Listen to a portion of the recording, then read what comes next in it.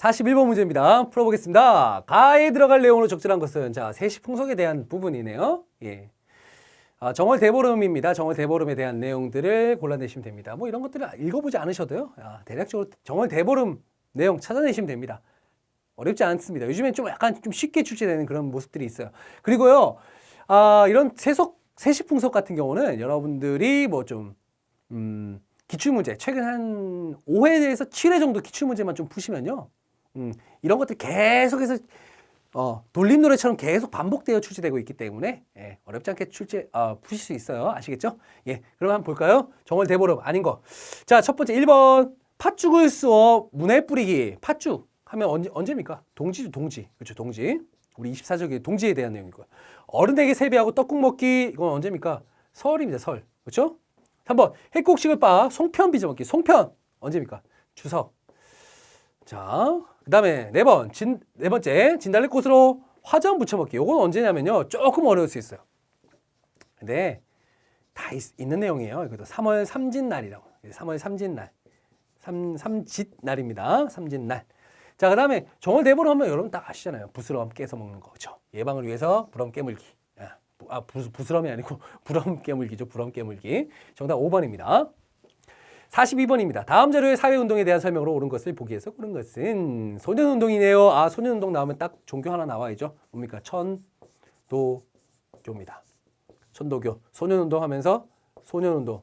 소년운동 곧 뭐와 관련이 있다? 어린이운동과 관련이 있다. 네, 어린이운동. 그래서 이 천도교 소속의 당시 소파 방정환 선생님께서 어린이날을 제정을 하셨습니다. 아시죠? 예. 그러면 한번 보겠습니다. 옳은 것. 김기정, 방정환 등이 주도했다. 맞습니다. 이거 정답입니다. 방정환 선생. 자, 여기 뭐 이름 하나 갖고 여러분들 뭐 이렇게 뭐 오답 내거나 그러진 않습니다. 그러니까 방정환 제가 방금 언급했던 소파 방정환 선생 나오면은 딱 맞구나 떠올리시면 됩니다. 서당 규칙이 제정되는 계기가 되었다. 이게 1920년대 벌어졌던 거거든요. 20년대인데 서당 규칙이란 건 1918년에 제정된 거예요. 좀 약간 여러분들 이거 서당 규칙 처음 들어본 거일 수 있어요. 그렇죠? 서당 규칙. 우리가 이제 서당 규칙이 왜 제정되었냐? 그거 한 번쯤 살펴볼게요. 일본이 우리 이제 한일 병합을 하기 전에 1908년도에요. 물론 모든 어떤 그 언론 기관들, 뭐 교육 기관들 다 폐쇄시켜 버립니다. 1908년도에 대표적인 게 사립 학교래요. 민족 교육 이런 거 안 돼. 그쵸. 민족 교육을 시키면 어떻게 됩니까? 자꾸 자기네들 뭐 일제에게 뭐 반항한다 뭐 이런 식으로 이제 호도를 할 거 아닙니까? 그렇기 때문에 사립학교로 내려가고요. 사립학교를 아예 폐쇄시켜 버리죠. 벌써 이미 강점 병합하기 전에 벌써 이미 폐쇄시켜 버립니다. 근데 문제는요. 이 우리나라 사람들은 알다시피 계속해서 밟으면 계속해서 꿈틀거리는 게 있어요. 네, 우리 민족의 어떤 그런 아주 진한 아주 강한 어떤 민족 습성들 항상 밟는다 해서 그냥 밟힌 채로 있는 게 아니라 계속 올라옵니다. 예, 좀비 정신이라고 볼 수가 있나요? 예, 어쨌든 1908년도 이렇게 사립학교를 통해서 사립학교 폐쇄됐음에도 불구하고 계속 서당이란 걸 만듭니다. 서당이란 걸 따로 학교가 아니고 서당이란 걸 만들어갖고 계량서당이라고 하죠. 이런 거 계속 만들어갖고 계속적인 교육을 계속 해 나갑니다. 자, 일제가 이제 또 눈치채니까 눈치챕니다. 1918년도에 야, 안 되겠다. 서당 규칙이라는 걸 만들어갖고 또 서당까지, 우리의 계량서당까지 또 폐쇄시키는 그런 모습들 보이고 있습니다. 이거하고는 관련이 좀 없습니다. 디귿, 천도교 세력이 중심이 되어 추진되었다. 말씀드렸었죠? 천도교입니다. 우리 소년운동, 어린이운동 하면 천도교 꼭 떠올리셔야 됩니다.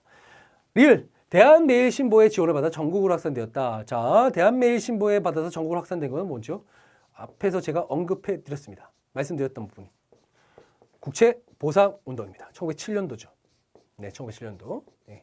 국채보상운동이 때 이것도 아니게 된 거죠. 자, 그래서 정답은 기억 디귿. 네, 2번이 정답이 되겠습니다. 43번 가겠습니다. 마 지역에서 있었던 의거활동으로 옳은 것은 의거활동. 아까 비슷한 문제가 나왔는데 또 비슷한 게 나왔네요. 자, 보겠습니다. 보겠습니다. 하얼빈이네요. 하얼빈. 하얼빈에서 안중근이 히토 히로부미를 사살하였다. 이거 되게 3점이라고 했는데 1번부터 너무 당연한 거 너무나 여러분 잘 알고 있는 게 나와버립니다. 하얼빈역 아시지 않나요? 거기서 이제 안중근이 히토 히로부미를 사살한 거 잘 알고 계실 겁니다. 언제입니까? 1909년도죠, 그렇죠? 동양 평화를 위해서 싸운다고 했잖아요. 근데 당신이 한 건 그게 아니잖아요. 하면서 이제 안중근이 빵 2번입니다. 박재혁이 경찰서에서 폭탄을 터뜨렸다. 나가 어디죠? 서울입니다. 서울인데 이거 박재혁이 폭탄을 터뜨린 건 부산경찰서입니다. 부산경찰서. 예, 부산경찰서입니다. 3번. 이봉창이 일왕의 행렬에 폭탄을 투척했다. 자, 이봉창, 그 다음에 아까 윤봉길, 다 어디 소속이라고 했죠? 한인 애국단 소속입니다. 김구가 임시정부의 어떤 그런 위기를 탈피하기 위해서 만든 조직이 바로 한인 애국단, 1931년도에 만들었던 조직이거든요. 이봉창 일왕이 뭐 어디 꺼져 가겠어요? 일본에서 있습니다. 일본. 여기 도쿄입니다. 그러니까 이거는 다 부산이 아니고요. 도쿄 마에 대한 내용이기 때문에 이것도 아닙니다. 자, 강우규가 사이토 총독 일행에게 폭탄을 투척하였다. 강우규가 사이토 총독, 당시 1920년대죠. 1923년도 얘기입니다. 사이토 총독에게 폭탄을 투척한 거 언제죠? 언제가 아니고 어디죠? 서울입니다. 서울입니다. 사이토 총독. 1920년대 사이코 같은 사이토 총독. 예, 기억하시기 바랍니다. 뭐 기억 안 해도 돼요. 기억 굳이 안 해도 됩니다. 예, 윤봉길이 일본군 장성과 고관들을 처단하였다. 일본군 장성과 고관들을 처단한 거 1932년도입니다. 아까 이봉창이 또 일왕의 행렬에 폭탄 투척한 것도 1932년도고요. 그래서 이건 어디죠? 여러분 잘 알고 계실 거예요. 상하이죠, 상하이. 상하이가 라잖아요, 라. 그렇죠? 이것도 아니죠.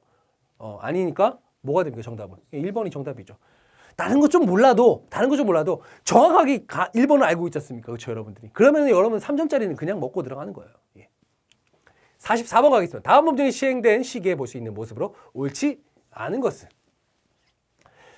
자, 1조 13조 이렇게 나왔네요. 소학교는 국민 도덕 함양과 국민 생활의 필수적인 보통의 지능을 갖게함으로써 충량한 황국시민 육성. 황국시민 육성이랍니다. 예. 자기 일본 천황에게 충성하는 그런 신민으로 육성하는 데 있다. 자, 다음에 13조 보면 심성수학교의 교과목은 수신, 국어, 산술, 국사, 지리, 이과, 직업, 도화, 수공, 창가, 체조이다. 조선어는 폐쇄시키는 거 있고 수의 과목. 여기 좀 어려운 단어네요. 수의 과목. 수의 과목 뭐예요? 선택 과목입니다. 선택 과목. 자, 제가 여러분께 말씀드리면 이거 굳이 알지 않아도 됩니다. 한국 시민이라는 것과 그다음에 한국 시민 요거만 요런 포인트만 찾아도 여러분 솔직히 이 문제 쉽게 풀 수 있어요. 그렇기 때문에 1점이에요. 1점은 1점다운 어떤 그런 포인트가 있다라는 거죠. 하지만 더 정확히 좀 깊숙이 들어간다면 이건 3차 교육령이거든요. 3차 교육령. 물론 3차 조선교육령이죠. 조선교육령. 이거 언제냐면 1938년도에 있었던 거예요. 38년도라고 한다면 언제쯤이죠? 자, 일본이 이제 본격적으로 이제 황국 신민화 정책을 펼치는 기간이 있습니다. 물론 1930년대를 우리가 흔히 일본의 민족 말살 정책이다 해서 우리가 뭐 황국 신민화 정책 뭐 이런 식으로 이제 얘기를 하고 있습니다만은 그 전에는 이제 준비 단계였다라고 한다면 30년대 초반에는 준비 단계였다고 한다면 1937년 일본이 어디를 침략합니까? 중국을 침략합니다. 중일 전쟁이 발생해요. 중일 전쟁. 자, 중일전 중국 본토를 침략을 하게 되는 거죠. 이제 만주를 넘어서 중국 본토까지 가는 거죠. 이때부터 이제 본격적인 어떤 전쟁의 어떤 준비가 아니고 전쟁이 본격화되는 시기라고 볼 수가 있겠죠. 이때부터 이제 황국 신민화 정책 들어가고요. 뭐 우리나라 조선어는 뭐 선택 과목으로 한다. 그러고 난 다음에 1940년대 가서는 이제 태평양 전쟁이 발생한 다음에는 많은 우리나라 사람들을 뭐 징병, 징용, 그다음에 뭐 여러분 잘 알고 계시는 위안부, 종군 위안부라는 명칭으로 끌고 가기도 하죠. 매춘부요? 말도 안 되는 얘기입니다. 예. 돈 벌러 갔다고요? 있을 수 없는데요. 돈이라도 제대로 줬습니까? 안 줬습니다. 이거는요. 100% 이거는 뭐 누구도 부인할 수 없는 이거는 아이를 강제 성노예로 끌고 간 거지 이건 절대 이게 말이 안 되는 내용이죠. 그렇죠? 여러분들. 여러분들이 더 잘 알 거라고 생각을 합니다. 자, 여러분들 보시면은 그래서 이때 이제 우리가 1937년 일본의 어떤 민족 말살 정책이 본격화되는 그런 시기다. 자, 그러면 보게 찾아내시면요. 자, 1번 같은 퇴영을 집행한다. 헌병경찰제도 하면 여러분들 언제입니까? 1910년대예요. 그렇죠? 1910년대. 자, 나머지 한번 볼게요. 공추를 강조한다. 이 전쟁 준비하니까 이제 모든 걸 다 갖고 갑니다. 뭐 쌀부터 해서 금속부터 해서 가축부터 해서 다 전쟁에 필요한 그런 도구들을 다 끌고 갑니다. 그래서 1930년대 후반, 40년대 초반 가면요. 우리나라에 아무 남은 게 없어요. 예. 뭐, 밥그릇 같은 거 다 나무로 만든 거예요. 왜냐면 금속 같은 거 다 전쟁 도구로 만들기 위해서 다 갖고 가거든요. 예. 황국 신민서사.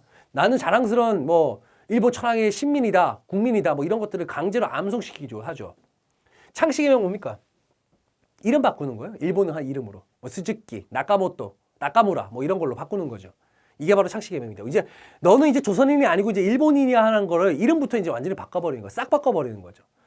안 바꾸면 어떻게 하냐고요? 안 바꾸면 이제 뭐 어디 뭐 일을 할 수도 없습니다. 어디 뭐 관공서라든가 이런 들어가서 일도 할 수 없고요. 주민증이 아예 말소가 돼버리는 거예요. 그렇게 시켜버립니다. 그리고 뭐 쌀 같은 것도 배급도 전혀 안 해주고요.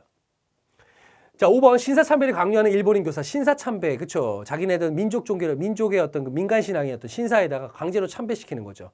일본인화 시키는 작업이에요. 자, 이런 것들은 다 1930년대 이후 30년대 이후 민족 말살 정책이었던 그런 모습들이라고 보시면 10년대니까 정확하게 정답을 찾아낼 수가 있다는 거죠.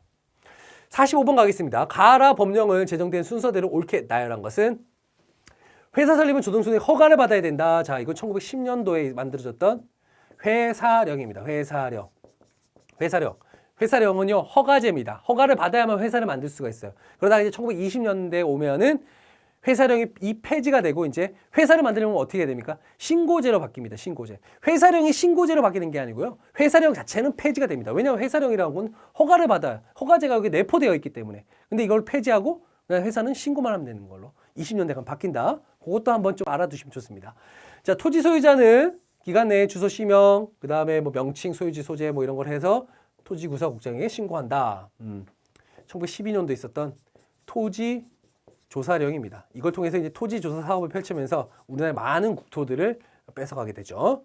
다 정부는 전시 국가 총동원상 필요할 때는 칙령인을 정하는 바에 따라서 제국 시민을 징용해서 총동원 임무에 종사할 수 있게 한다. 이거는 1938년도에 제정되었던 국민 총동원령이에요. 총동원령, 총동원법 뭐 맞습니다.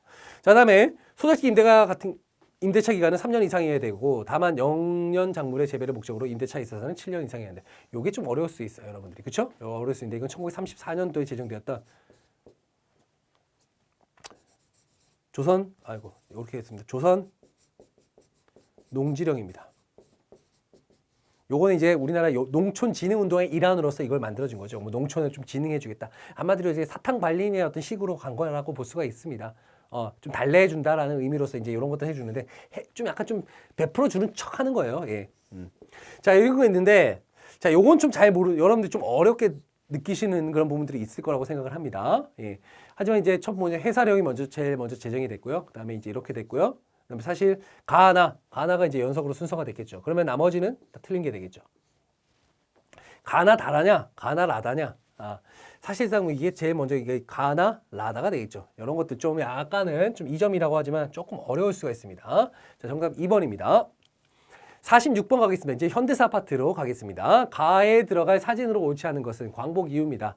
자, 이런 순서를 묻는 문제들 한국사 능력 검정 시험에 단골 문제라고 볼 수가 있겠죠. 자, 광복 이유. 자, 8.15 광복을 맞았습니다. 1945년도죠. 좋아했습니다.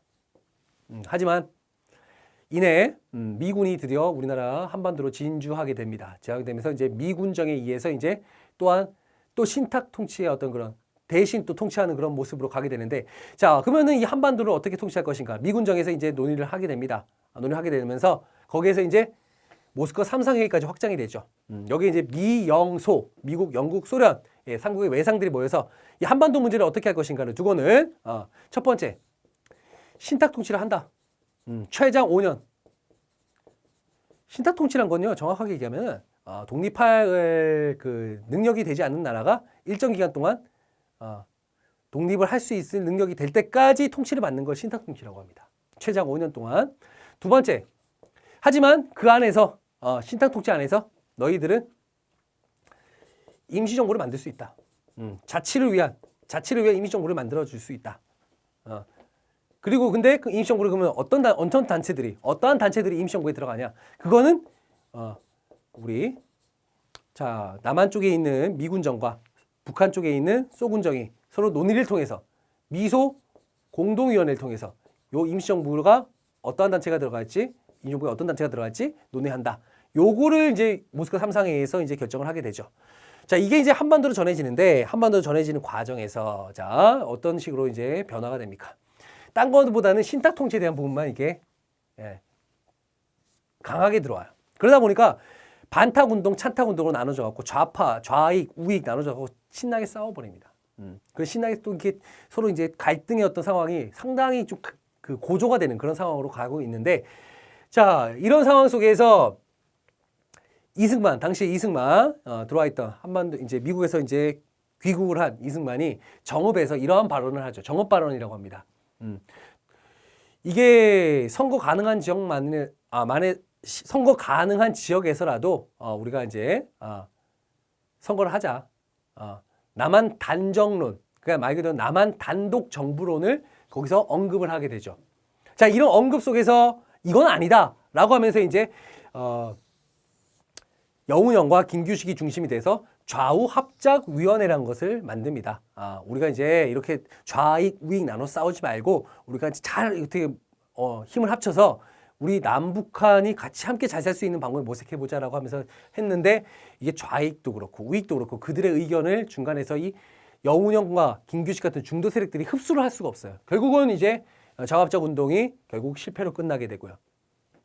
그러면서 2차 미소공동위원회, 2차 미소공동위원회가 개최가 되면서 거기서 이제 어떻게 이제 임시정부를 할 것인가를 두고는 1차는 그 전에 미리 했습니다. 모스크바 3상회의 전에 후에 바로 1차 미소공동위원회 협상 대상을 어떤 식으로 할 것인가를 두고는 싸우다가 결국은 결렬이 되고 말죠. 그리고 이제 좌우합작 운동이 위원회가 여기가 좌우합작 위원회가 활동을 하는 중간에 2차 미소공동위원회가 또 이제 이게 또 열리지만 개최가 되지만 또 거기서 미국과 소련 간의 어떤 협상 대상 문제, 과연 임시정부에 어떤 단체가 들어가야 되느냐를 두고는 서로 또 이제 결국 결렬이 되고 마는 그런 상황으로 갑니다.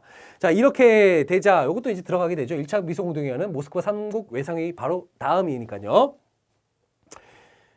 미국에서 이제 결정을 해야 된다. 미국에서 이제 결론을 내리죠. 이거 안 되겠다. 이거 계속 좌익 우익 싸우다가는 이거 아무것도 결론도 안 나가겠다. 그래서 이제 유엔에다가 이 한반도 문제를 상정을 하게 됩니다. 여기서 이제 결론 난 게 뭐냐면요. 남북한 총선거를 실시하자. 인구 비례에 의한 남북한 총선거를 실시하자라고 하면서 그렇게 결론이 났습니다. 거기에 그 다음에 바로 이제 인구 조사를 위한 임시위원단, 바로 이 임시위원단이 방한을 하게 되는데 소련에서는 입국을 거부시켜버려요. 왜냐? 남한 쪽에 인구가 더 많기 때문에 인구 비례에 의한 총선거를 실시했을 경우에는 북한 쪽이 훨씬 더 불리할 거라는 걸 알았기 때문에 소련에서는 입국을 거부하고 버리고 결국은 어디에 들어왔습니까? 남한 쪽에만 들어왔습니다. 그러다가 다시 유엔에서 소총회를 열어서 북한 쪽에서 소련이 적극적으로 거부하니까 그러면은 선거 가능한 지역만이라도 총선거를 실시하자라고 하면서 이제 5.10 총선거를 실시하는 것을 약속을 합니다. 하지만 이대로 남북한이 잘리는 거 그냥 두고 볼 수 없다. 김구와 김규식이 또 북한 쪽에 이제 김일성 쪽과 만나서 남북 협상을 벌이지만 여기서도 결렬이 되고 말죠. 네. 결국 1948년 5월 10일 결국 총선거를 실시하게 되고 여기서 이제 재헌 국회가 출범하게 됩니다. 임기 2년이었죠. 임기 2년에 재헌국회 출범하게 되고 여기에서 간선제로 국회의원들에 의해서 간선제로 이승만이 대통령으로 선출되게 됩니다. 삼권 분립에 의한 이승만 대통령이 취임하게 된다. 이렇게 받으시면 되겠습니다. 자, 그렇기 때문에 이 4번 같은 경우는 아니게 된 거죠. 왜냐하면 4번은요. 바로 이 재헌국회가 출범을 하고 총선거에서 재헌국회 출범을 하고 그 이후에 이제 재헌국회에서 벌였던 대표적인 법을 발안한 겁니다. 발안했던 그 법이 바로 반민족행위특별법이라고 보시면 되겠습니다. 자, 그리고 이후에 이제 뭐 농지개혁법 이런 것들을 추진하게 되는 거죠. 그래서 정답은 몇 번입니까? 4번이 정답이 되겠습니다. 아시겠죠? 요 현대사의 흐름 같은 경우는요, 우리 교재에 보시면 아주 자세하게 연도별로 나와 있습니다. 자세하게까지는 아니고요. 아주 딱딱딱 그 흐름에 맞게 나와 있으니까 그거 잘 참조해서 보시면 되겠습니다. 요거는 아주 출제 빈도가 매우 높은 부분이라고 볼 수가 있습니다. 47번 가겠습니다. 가마 헌법에 대한 내용으로 옳은 것은, 자, 헌법 요것도 이제 제가 여러분들 우리 기출의 재구성에서 여러분들에게 확실하게 언급을 했던 그런 내용이라고 볼 수가 있겠죠.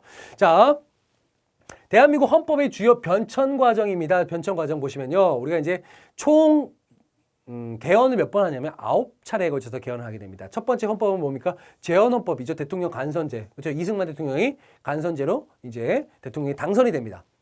자, 그러다가 1차 개헌을 하게 되죠. 1952년도. 이때는 한국전쟁, 6.25 전쟁 중에 있었던 헌법의 변천입니다. 뭐냐면요. 이승만 대통령이 당시에 그 6.25 전쟁의 어떤 그런 6.25 전쟁에 대해서 미리 좀 대비를 못했다. 라는 어떤 그런 비난을 좀 받고 있었고요. 그런 실정에 대한 어떤 비난들. 그런 것들 때문에 상당히 많은 의원들로부터 신망을 많이 잃은 상태예요. 자, 그러다 보니까 대통령 간선제로 그냥 갔다가는 국회의원들이 자기를 뽑았다가는 이거 안 뽑힐 것 같은 거야. 그래서 바꾼 거죠. 뭘로? 발췌견이라고 그래갖고 깡패 동원해가지고요. 당시 임시수도가 어디였습니까? 부산에서 한 거예요. 부산에서. 부산 정치파동이라고 하죠. 부산에서 이제 바로 깡패동 등을 동원해가지고 이제 야당 의원들을 막 탄압하고 했던 겁니다. 그를 통해서 결국 대통령 직선제를 이끌어내게 된 거죠. 직선제는 누가 누굴 뽑는 겁니까? 국민들이 대통령 뽑는 겁니다. 당시 아직까지 민주주의의 어떤 그런 그 생각이 정립이 되지 않는 상태이기 때문에 이승만이 대통령 선거에 나오면 거의 당선될 확률이 거의 뭐 한 99%라고 볼 수가 있었습니다. 예. 직선제, 예, 이 1차 개헌이고 2차 개헌은 뭐였냐면요. 2차 개헌. 2차. 요거 좀 여러분들 좀 기억하셔야 되는데 우리 29회 한국선역검정시험 고급 기출의 재구성에 보시면요. 한국사스쿨 들어가셔서 기출의 재구성 보시면 요 변천 과정 때 자세하게 여러분께 언급을 해드렸는데 제가 또 한 번 언급해드리면요. 2차 때는요. 뭐냐면 이제 4.4.5.2 개헌이라고 하죠. 4.4.5.2 개헌. 초대 대통령에 한해서 중임을 철폐한다. 계속적으로 중임 제한 여러 번 할 수 있는 거, 3번 이상 할 수 있는 걸 제한했거든요. 근데 이거를 제한을 철폐한다. 독재 권력으로 갈 수 있는 길을 연 거죠. 누가요? 이승만 대통령이요. 4.4.5.2 개헌. 그래서 당시 정족수의 3분의 2가 찬성을 해야 되는데 그때 찬성이 135석이었었는데 요때 135.4가 나옵니다. 그래서 요게 136석이 차지해야 되는데 이거 모자란 거예요. 그래서 135석이니까 안 된다. 안 된다라고 했는데 계산을 해보니까 135.4가 나와가지고 수학에서 보면은 반올림에 의해서 4는 죽고 5는 들어간다. 그래서 4.4.5.2 개헌 해가지고요. 결국은 중임 제한을 철폐하여서 독재 권력으로 나갈 수 있는 길이 열려졌다. 그러면 2차 개헌입니다. 그러다가 결국 4.19 혁명으로 결국 철퇴를 맞게 되죠. 철퇴를 맞게 되고 3차 개헌 때 이제 결국 의원 내각제, 허정 과도 정부에 의해서 의원 내각제, 지금의 내각 책임제라고 하는 그 개헌을 또 하게 됩니다. 그리고 4차 개헌 때는 이제 장면 내각에서 3.15 이제 부정선거, 그다음 부정축제자들 이런 소구법을 또 제정하게 되고요. 5차 개헌 같은 경우에는 이제 1961년 5.16 군사정변 이후 5차 개헌. 군사정변 이후입니다. 자, 군사정변 이후에 군정에서 이제 이런 헌법을 또 개헌하게 되는 거죠. 뭐냐면 대통령 중심제. 다시 대통령 중심제로 간다. 무슨 의원 내각제야? 대통령 중심제로 가고 그 다음에 단원제, 당은 뭐 양당 체제가 아니고 단원제로 간다. 이런 식으로 바꿉니다. 그 다음에 6차 개헌 때 69년도에 3선 연임을 또 허용하게 되는 거죠. 예, 연임을 허용하게 되고요. 그 다음 7차 개헌. 7차 개헌은 여러분 잘 알 거예요. 유신헌법입니다. 독재, 종신집권을 가능하게 만듭니다. 이것도 역시 뭡니까? 간선제입니다. 간선제. 통일주체 국민회의라고 하는 대통령이 거의 심어놓은 그 신복들이 대통령을 선출한다. 이렇게 보시면 되겠고요. 8차 개헌은 이제 1980년도죠. 그렇죠? 80년대 누굽니까? 전두환 대통령. 예. 이때도 역시 뭡니까? 간선제죠. 간선제. 이때 이제 간선제인데 누가 했습니까? 이때는 대통령 선거인단이 어디에서 했습니까? 장충체권에 모여가지고는 대통령을 뽑는 거죠. 이때는 그러니까 7년 단임제입니다. 7년 단임제. 단임입니다. 단임. 중임이 아니고 단임제.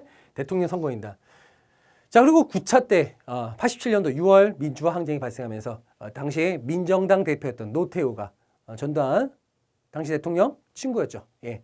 민정당 대표였던 노태우가 1987년 6.29 선언을 통해서 대통령 임기 5년 단임제를 이렇게 개헌을 하게 됩니다. 이게 9차 개헌이에요. 지금까지 계속 이 대통령 독재가 계속 이어지고 있죠. 우리가 이제 5년 단임제를 하는 이유는 바로 이게 지금까지 독재가 워낙 많았기 때문에 독재를 막기 위한 어떤 하나의 그런 발판이라고 볼 수가 있겠습니다. 자, 옳은 것을 고르시면요. 보겠습니다. 대통령 통일주체 국민회의에서 선출하였다? 이건 아니죠. 이거는 이제 의회에서 재헌국회에서 선출했다고 볼 수가 있겠죠. 이건 아닙니다. 이거는 이제 몇 차 개헌입니까? 유신헌법 7차 개헌이라고 볼 수 있겠죠. 7차 개헌. 자, 그냥 대통령의 임기를 7년 단임제로 했다. 7년 단임제, 이거 보죠. 8차 개헌입니다. 8차 개헌. 조금 어려울 수 있는 문제예요. 자, 3번. 민의원과 참의원이 양원제 국회를 운영했다. 양원제.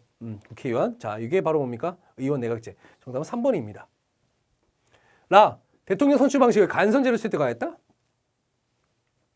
이때까지만 해도 계속해서 이때는요 계속 직선제가 유지됩니다. 직선제는 간선제는요 언제부터 간선제였냐면 바로 유신헌법 때부터 해서 전두환 대통령이 됐고요. 50 때까지 이게 바로 그때가 간선제가 유지됐다가 요 87년 와서 이제 다시 직선제, 이때 직선제입니다. 직선제로 바뀌게 된 거죠. 재헌국회 때 하고 그 다음에 7차, 8차가 바로 간선제의 모습이라고 볼 수가 있겠습니다. 자, 개헌 당시 대통령이 한해 중임 제한을 적용하지 않았다. 개헌 당시 뭐죠? 예, 중임 제한을 적용하지 않았다.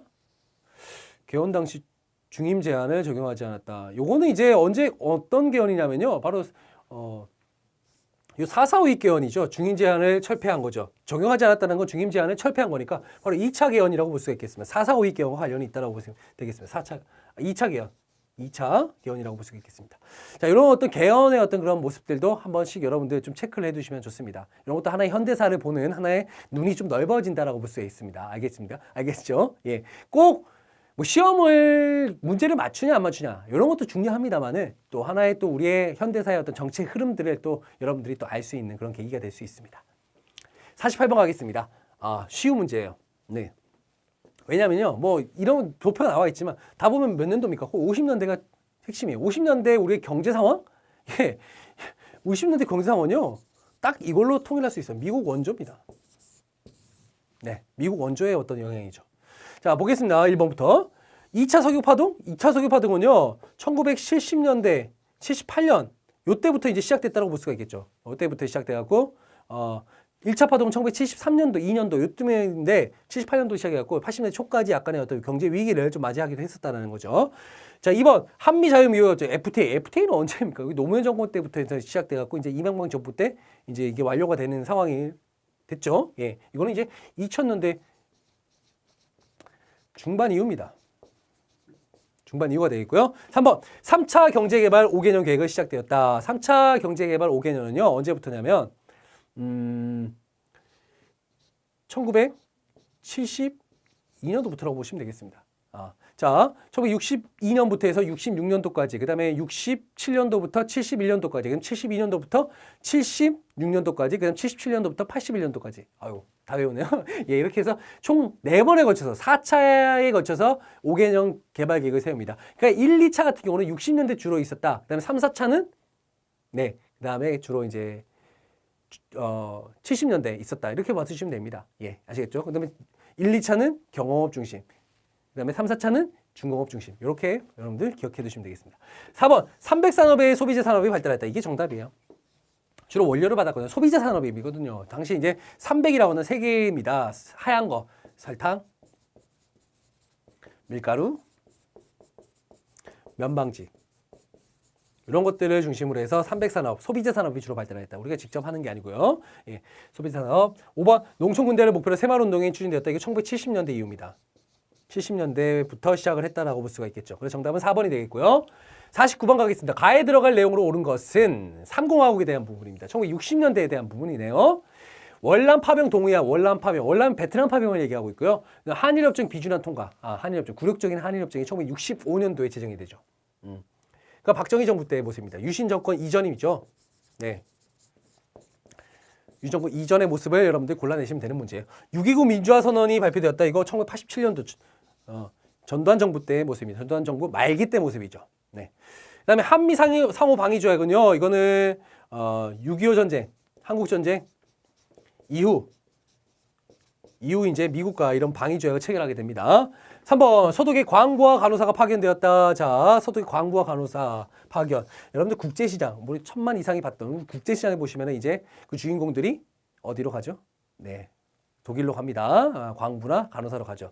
예, 그것처럼 맞습니다. 60년대 바로 이러한 파견이 됩니다. 바로 이제 외화벌이라고 볼 수가 있죠. 외화벌이. 왜냐하면 당시 이제 우리는 50년대에 너무나 공공한 상황들, 궁핍한 상황들을 겪으면서 60년대에 이제 우리가 항상 박정희 정부 때를 떠올린다면 항상 경제를 떠올립니다. 그 경제의 밑바탕이 되었던 게 바로 이제 이 월남 파병, 베트남 파병이죠. 파병하면서 이제 미국으로부터 많은 원조를 또 받게 되고 많은 어떤 지원을 받게 됩니다.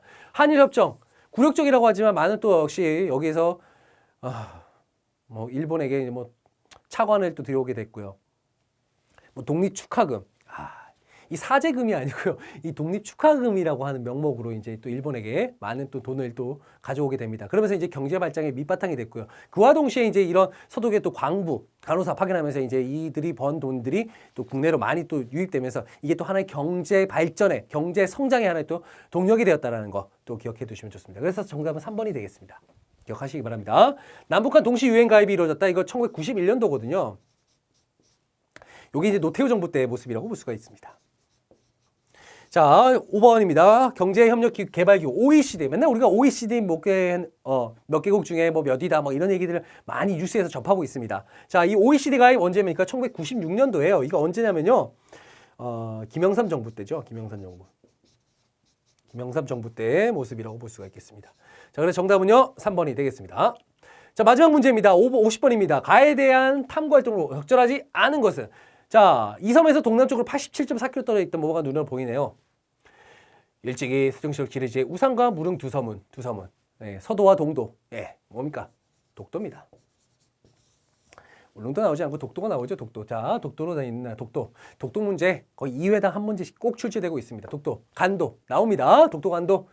교재에 잘 정리되어 있거든요. 거기 내용만 보시면 다 됩니다. 자, 보겠습니다. 안용복이 일본으로 건너간 배경을 조사한다. 자, 안용복이 일본에, 그쵸?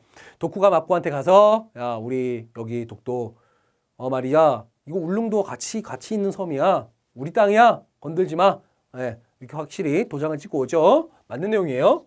대한제국이 반포한 칙령 41호의 내용을 분석한다. 칙령 41호에 울릉도를 울도군으로 이제 승격을 시키고 여기에 독도도 같이 포함시키게 되죠. 그리고 여기에 이제 관보에도 이 독도가 우리 땅이다라는 걸 명시하고 있습니다. 정확하게. 예. 세 번째, 일본이 러일 전쟁의 불법으로 편입한 용도를 찾아본다. 일본이요 당시 독도를 왜 자기네 땅이라요? 이 러일 전쟁 중에 아무도 안 사니까 무인도, 그러니까 황무지라는 거죠. 그렇죠? 어떻게 보면 황무지예요. 그러니까 아무도 안 살고 개척이 안 된 섬이니까 차지하는 놈이 임자다 이거예요. 그러면서 자기네들 심한해원으로 바로 편입시켜 버립니다. 요즘 맨날 심한해원에서도 맨날 그러죠. 뭐 독도 뭐 우리 자기네 땅이라고 걸기대 같은 것도 하고요. 막 그러죠. 이게 바로 이때를 기점으로 해서 이거를 가지고 근거를 해가지고 합니다. 하지만 우리는 항상 독도는 우리 땅에 울릉도라고 하는 그 영역에다 같이 포함시켰거든요. 그렇기 때문에 이거는 성립할 수가 없는 부분이라고 볼 수가 있겠습니다. 그런데 맞습니다. 이거는. 지중왕이 이사부를 보내서 복속한 지역과 부속도서를 찾아 살펴본다. 자, 이사부를 보내서 이제 지중왕 때 우상국을 복속을 한다. 이 말이 나오죠. 바로 우상국이 바로 울릉도를 얘기하는 겁니다. 그렇죠? 울릉도라는 거는 아까 말씀드렸지만 울릉도만 한 게 아니고 독도까지 포함한 거다. 이렇게 봐두시면 돼요. 자, 5번 러시아의 남한을 견제하기 위해서 영국이 점령한 장소를 알아본다. 자, 이거는 어디입니까? 바로 거문도예요. 남해에 있는 거죠. 남해. 거문도 섬이라고 보시면 되겠습니다. 자, 그래서 정답은요, 예, 5번입니다. 자, 충분히 어렵지 않게 찾아낼 수 있습니다. 기출 문제만 보셨다면 이거는 뭐 이거 딱 먹힙니다. 그리고 나머지 몰라도 이 거문도라는 거 정확히 알고 계신다면 여러분들 5번이라는 거 충분히 찾아낼 수가 있다는 거죠. 아시겠죠? 예. 자, 이렇게 해서 50번까지 아주 빠른 호흡으로 또 여러분께 설명을 해드렸습니다. 자, 기출 문제 정리 확실하게 되셨습니까? 예, 기출 문제 정리 반드시 하고 가시라는 거 제가 항상 여러분께 강조해 드리겠습니다. 자, 이렇게 해서 30회 한국사능력검정시험 고급 기출문제 해설 강의 이렇게 마치도록 하겠습니다. 감사합니다.